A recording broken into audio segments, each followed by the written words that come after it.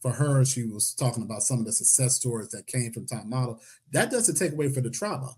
You Right. look at Winnie Harlow, she, has a great career. She brought her name up, but she was called Panda on your show by one of your, like I said, your colleagues that were like looking at her pictures and help, I think, creative director at the time period.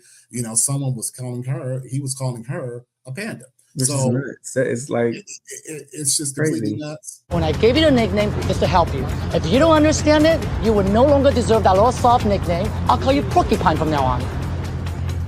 I've had people who called me their best friend be like, oh, I can call you Cal because we're friends. That doesn't make any sense. You still can't call me that. It's not appropriate. And she went about, really checking him in a very great way and just really calling him out on his mess.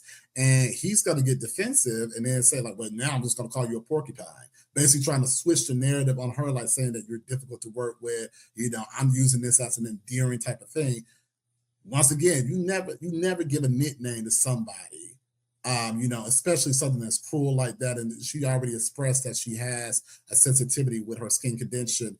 Why would you give a nickname to someone and they're telling you, do not call me that? Okay, we see that she has given, with her nickname, Winnie. We see that she says, okay, this is a great nickname to call me.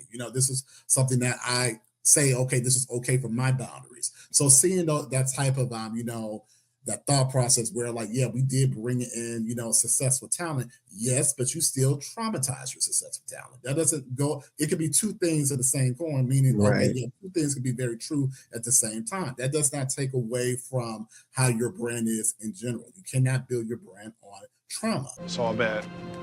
Not a good look.